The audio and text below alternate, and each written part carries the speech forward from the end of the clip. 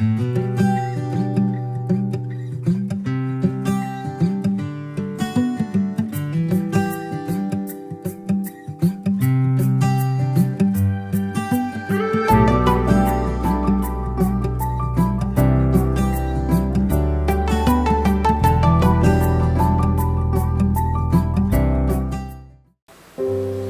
பூட்டுக்கும் ஒரு சாவி இருக்குதுங்க. எல்லா பிரச்சனைக்கும் ஒரு தீர்வு இருக்குது. சாவி இல்லாத பூட்டம் இல்லை, தீர்வு இல்லாத பிரச்சனையும் இல்லை, ஜெயம் இல்லாத யுத்தமும் இல்லை, விடாத நாற்காலியும் இல்லை. உன் வாழ்க்கையில நீ சாவியா இருக்க போகிற. You are the key of success. உன் குடும்பத்துடைய கீ யார் தெரியுமா? மனைவிகளும் பெண்களும் தாய்களும் சகோதரியும் நீங்க தான். நீங்க தான்.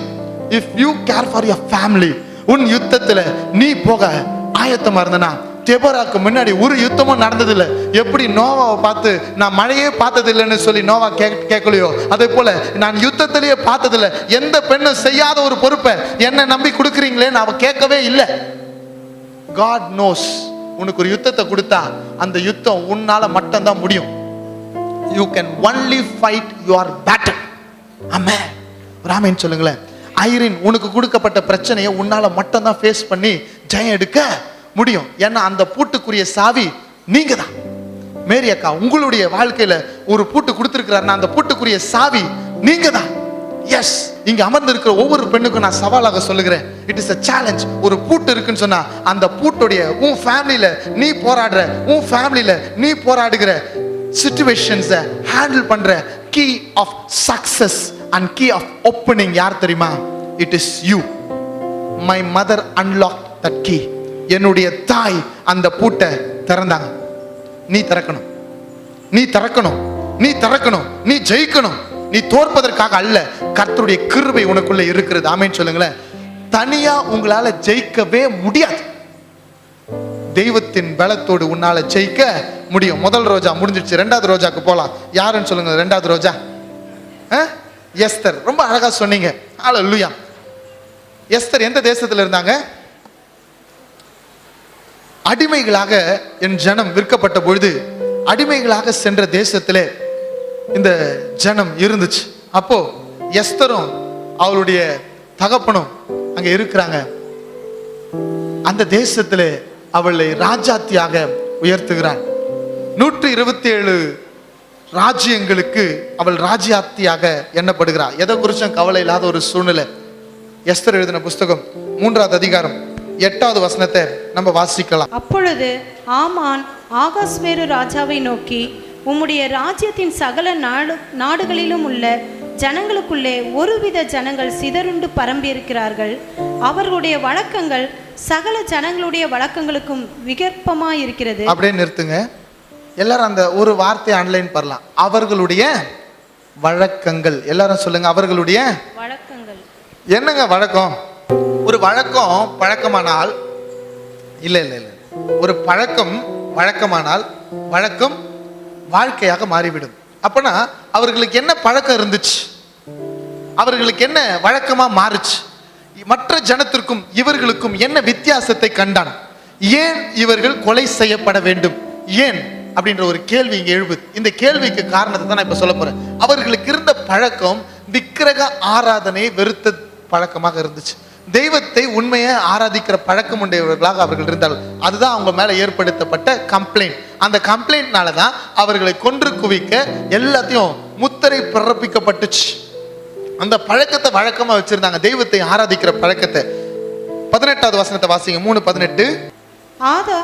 ஆதார் மாதமான 12ஆம் மாதம் 13ஆம் தேதியாகிய ஒரே நாளிலே சிறியோர் பெரியோர் குழந்தைகள் ஸ்திரீகள் ஆகிய சகல யூதரையும் அழித்து கொன்று நிர்மூலமாக்கவும் அவர்களை கொள்ளையிடவும் அஞ்சற்காரர் கையிலே ராஜாவின் நாடுகளுக்கெல்லாம் கட்டளைகள் அனுப்பப்பட்டது. யாரை கொல்லணும்? இஸ்ரவேல் ஜனங்களை கொல்லணும். இந்த ஜாதி மக்களை எல்லாரையும் என்ன பண்ணணும்? கொல்லணும். எல்லாரையும் கொன்று குவிக்கணும். ஒரே நாள் ஆதார் மாதமாகிய 12ஆம் தேதியிலே இவர்களை கொன்று குவிக்கணும். இந்த ஒரு சூழ்நிலை. ஆனா என்ன பிரச்சனை வந்தாலும் இந்த ராஜாத்திக்கு பிரச்சனையே வராது. ஏன்னா இவர் ராஜாத்தி. இது வரைக்கும் யூதனா இருந்திருக்கலாம், ஆனா இப்போ இவ யாரு? ராஜாத்தி. அவ ரொம்ப சொபஸ்டிகேட்டடா இருக்கா. இன்னைக்கு ஒரு குஷன் லைஃப் அவளுக்கு வந்துருச்சு. ஆனாலும் ஜனங்களுக்கு ஏற்பட்ட சூழ்நிலை என்ன? எல்லாரையும் ஒரே நாளிலே அழிவுக்கப்பட போகிறார்கள். இருள் நிறைந்த ஒரு நாளாக அந்த நாள் எண்ணப்பட்டது.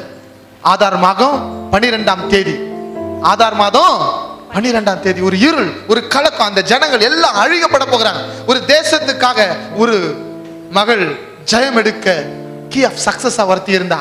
இரண்டாவது, ஒரு ஜன கூட்டத்திற்காக, உன் ஜனத்துக்காக நீ நிக்க நீ ஆயத்தமா இருக்கிறியா? உன்னுடைய குடும்பம், உன் சூழ்நிலை, உனக்கு பிரச்சனை இல்லாம இருக்கலாம், ஆனா உன் ஜனத்துக்கு கஷ்டம் இருக்க.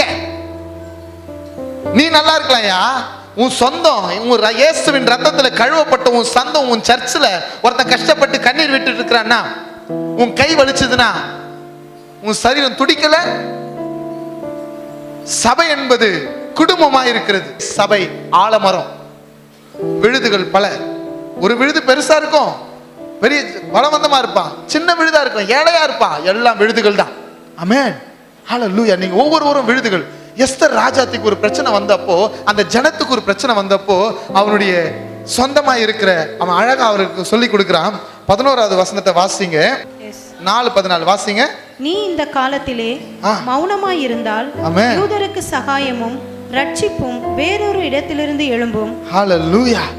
நீ இன்னைக்கு உன்னை பார்த்து சொல்றாரு, என் மகளே, அன்பு அக்கா, என் தங்கச்சிங்க, எங்க அம்மா, என்னுடைய சொந்தங்கள் எல்லாரையும் பார்த்து நான் கேட்கிற ஒரே ஒரு வார்த்தை, இந்த காலத்தில் நீ மௌனமாய் இருந்தால் ரட்சிப்பு, யூதருக்கு ரட்சிப்பு வராதுன்னு சொல்ல வேற வழி வரும். இன்னைக்கு சபை உன்னை பார்த்து எதிர்பார்க்குது, கர்த்தர் உன்னை பார்த்து எதிர்பார்க்கிற, உன்னை தான் எஸ்தர் ராஜாத்தியா வச்சிருக்கிற. உன் குடும்பத்துக்கு யாருமா ராணி? நீதானையா, நீதானே எல்லாம், உன் கையில தான் எல்லாத்தையும் கொடுத்திருக்கிறார். ஹல்லேலூயா. தன் ஜனம் என் ஜனத்துக்கு வரும் பொழுது அவளுடைய சூழ்நிலை என்ன தெரியுமா? 30 நாட்களுக்கு அவளுக்கு சமன் அணிக்கப்படல. 30 நாளைக்கு அவள் ராஜா முன்னாடி போய் நிக்க முடியாது. இந்த சூழ்நிலை அவ இருக்கிறா. இந்த நேரத்துல ராஜா முன்னாடி போய் அவள் நின்னான்னா, ராஜா ஒருவேளை அவன் பொற்செங்கோலை நீட்டி அப்படி கை காமிக்கலன்னா அவ கொல்லப்படணும். இதுதான் சூழ்நிலை. இந்த சூழ்நிலையில அவள் செய்கிற காரியம் என்ன தெரியுமா? தானும் தன்னோடு கூட இருந்த தாதிகளும் தன்னுடைய ஜன எல்லாரையும் 3 நாள் குடியாமலும் புசியாமலும் உபவாசிக்க சொல்லி அவ என்ன தெரியுமா பண்றா? ஜபிக்கிறா. தைரியமா, நான் செத்தா சாகுறேன். ஹல்லேலூயா. முழங்கால் போட்டாலே முட்டி வலிக்குதுன்னு சொல்லி நம்ம இருக்கிறோம் இன்னைக்கு. அன்பு தாய்மார்கள், அன்பு சகோதரிகள், உன் ஜனத்திற்காக திறப்புல நிற்பதற்காகவே கர்த்தர் உன்னை ஒரு ரோஜாவாக வைத்திருக்கிறார். ஒரு ஆமேன்னு சொல்லுங்களேன். ஹல்லேலூயா. ஐ எம் அவைலபிள்னு சொல்லலாமா? எல்லா பெண்களும் சொல்லுங்க, ஐ எம் அவைலபிள். சத்தமா சொல்லுங்க, ஐ எம் அவைலபிள். என் ஜனத்துக்காக நான் திறப்புல நிற்பேன். என் தேசத்துக்காக மாத்திரமில்லை, என் ஜனத்திற்காக நான் திறப்புல நிற்பேன். ஆமென். நீ நிற்பனா உனக்கு தயவு கிடைக்க பண்ணது அவருடைய வேலை. ஹல்லேலூயா. நிக்கிறது தான் உன் வேலை, தயவு கிடைக்க பண்ண வேண்டியது தெய்வத்தின் வேலை. அவ போய் நின்னாங்க. ஹல்லேலூயா. ராஜ சமூகத்துல போய் நின்னால் ராஜ சமூகத்துல தயவு கிடைத்தது. வாசிக்கலாமா? ஹல்லேலூயா. கர்த்தர் அவளுக்கு எல்லா காரியத்தையும் ஹல்லேலூயா மாறுதலாய் முடிய பண்ணினார் என்று வசனம் சொல்லுது. எஸ்தர் 8வது அதிகாரம் 15வது வசனத்தை நம்ம வாசிக்கலாம். 8வது அதிகாரம் 15வது. இதுல நடந்த சம்பவத்துல கர்த்தர் அவளுக்கு தயவு கிடைக்க பண்ணினார். அவள் உபவாசித்தாள், அவள் போய் நின்றாள், அவள் ஜெயம் எடுத்தாள். கர்த்தர் காரியங்களை மாறுதலாய் முடிய பண்ணினார். எப்படி முடிய பண்ணினார் என்ற வசனத்தை 15வது வசனத்துல நம்ம வாசிக்கலாம். அப்பொழுது மொர்தெகாய் இளநீலமும் வெள்ளையுமான ராஜ வஸ்திரமும் பெரிய பொன்முடியும் பட்டும் இரத்தாம்பரமும் அணிந்தவனாய் ராஜாவினிடத்திலிருந்து புறப்பட்டான். சூசான் நகரம் ஆர்ப்பரித்து மகிழ்ந்திருந்தது. இவ்விதமாய் யூதருக்கு வெளிச்சமும் மகிழ்ச்சியும் களிப்பும் கனமும் உண்டாயிற்று. ஆமென். ஹல்லேலூயா.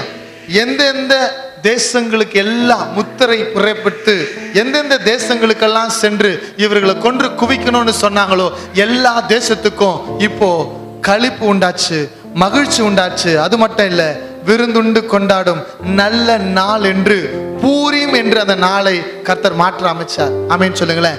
இதுக்கு காரணமா இருந்தவள் ஒரு பெண். ஹல்லேலூயா. கர்த்தர் நல்லவர், அவர் கிருபை என்றும் உள்ளது.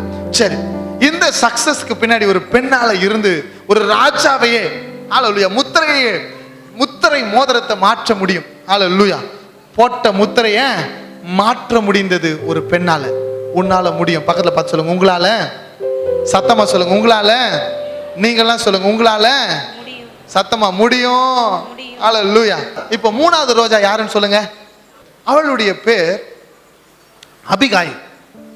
தன்னுடைய குடும்பத்திற்கு ஒரு நெருக்கம் வருகிறது. தாவீது பயங்கரமான ஒரு வில்டர்னஸ்ல சுத்தி கொண்டு இருந்த பொழுது, அவனுக்கு தேவைகள் நிறைய இருந்த பொழுது, அவன் அங்க சுத்தி இருக்கிற ஜனங்களை யாரும் கொள்ளையிடாதபடி அவன் போய் உதவி கேட்டான். அப்போ அவன் நேசித்து பாதுகாத்த ஒரு மந்தை இருந்துச்சு. அந்த மந்தைக்கு துணையா இருந்தான். அந்த மந்தை மெய்ப்பன், அந்த மந்தைக்குரியவன், அந்த மந்தையை மயிர் கத்தரிக்கிறதுக்காக கொண்டு போன இடத்துல போய் தன்னுடைய ஜனங்களை அனுப்பி எனக்கு ஏதாவது கொடுங்கன்னு சொல்லி கேட்டப்போ அவன் திரும்பி சொல்றான், யார் தாவீது, நீ யாருன்னு எனக்கு தெரியாது, உன் வேலையை பாருன்னு சொன்ன உடனே தாவீதுக்கு கோபம் வந்து, தாவீது தன்னோடு கூட 400 பேரை, 1 சாமுவேல் 26வது அதிகாரத்துல நான் சொல்லுகிற வசனங்களுடைய பின்னணியின் ஸ்டோரி எல்லாமே இருக்குது. 400 பேரை கூட்டிக் கொண்டு அவனுடைய வீட்டில் இருக்கிற நீர் விடும் நாயை கூட உயிரோட விடக்கூடாதுன்னு சொல்லி சொல்லப்பட்ட கட்டளை எழுதப்பட்டிருக்குது. நீர் விடும் நாய் கூட இருக்கக்கூடாது, ஒருத்த கூட உயிரோடு இருக்கக்கூடாதுன்னு சொல்லி தாவீது 400 பேரோடு கூட புறப்படுகிறான். புறப்பட்ட மாத்திரத்துல எப்படி 400 பேரோடு கூட, இதுக்கு முன்னாடி ஒருத்தன் புறப்பட்டான், ஏசா, யாக்கோபுக்கு எதிரா. ஆனா ஏசாவை கர்த்தர் மாற்ற பண்ணினார் என்றதை ஒருவேளை இந்த அபிகாயில் அறிந்திருப்பாளோ என்றது எனக்கு தெரியல. அதே சூழ்நிலையில 400 பேர் இங்க எதிராய் புறப்பட்டு வருகிற நேரத்துல இந்த அபிகாயில பத்தி என்ன போடப்பட்டிருக்கின்ற வசனத்துக்கு நம்ம போக போறோம். 1 சாமுவேல் 25வது அதிகாரம் 3வது வசனம். அபிகாயில் என்ற பேருக்கு மை ஃபாதர் இஸ் ஜாய், என் தகப்பன் மகிழ்ச்சி என்று அர்த்தம். என் தகப்பனுக்கு மகிழ்ச்சி என்று அர்த்தம். அவ பேரை எங்க அப்பாவுக்கு நான் ஒரு சந்தோஷம். ஹல்லேலூயா. அந்த பொண்ணு அவங்க அப்பாவுக்கு அவ்வளோ சந்தோஷம் என்ற பேரை தான் அவளுக்கு சூட்டி இருக்கிறாங்க. அதுதான் அபிகாயிலுடைய பேருக்கு அர்த்தம். சரி, இந்த அபிகாயிலை குறித்து 1 சாமுவேல் 25:3 வாசிப்போம். அந்த மனுஷனுக்கு நாபால் என்றும் அவன் மனைவிக்கு அபிகாயில் என்றும் பெயர். அந்த ஸ்திரீ மகா புத்திசாலியும் ரூபவதியுமாயிருந்தால், அந்த புருஷனோ முரடனும் துராகிருதனுமாயிருந்தான். அவன் காலேபுடைய சந்ததியால். அவளை குறித்து என்ன சொல்லியிருக்க? அவள் மகா புத்திசாலி. மகா புத்திசாலி. ஹல்லேலூயா.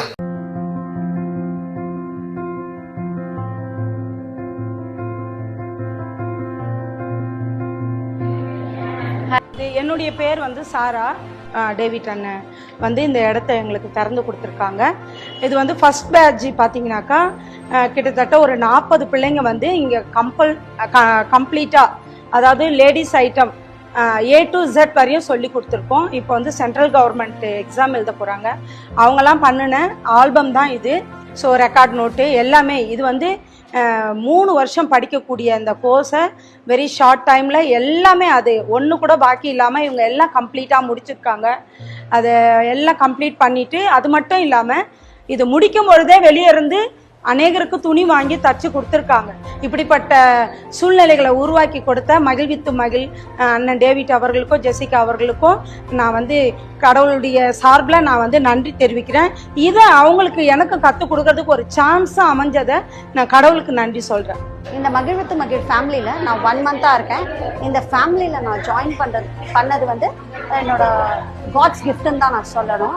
ஏன்னா எனக்கு ஒரு நல்ல ஃப்யூச்சரை வந்து இவங்க ஏற்படுத்தி கொடுக்குறாங்க. என் பெயர் மோசஸ். நான் வந்து டெய்லியும் 100 பேருக்கு சாப்பாடு எடுத்துகிட்டு போய் தரேன். 1 வருஷமாக அந்த வேலையை செஞ்சுக்கிறேன். இதுக்கு உதவியாக இருக்கிற டேவிட் அண்ணன், ஜெசி அக்கா கூட வேலை செய்கிறவங்களுக்கு, ஊனமுற்றவர்களுக்கு, பிள்ளைகள் இல்லாதவங்களுக்கு எடுத்து தரேன். 2 வேலைக்கும் ஒரு வீட்டுக்கு எடுத்து போய் தருவேன். இந்த வேலை செய்கிறது எனக்கு ரொம்ப மகிழ்ச்சியாக இருக்குது. ரொம்ப சந்தோஷம்.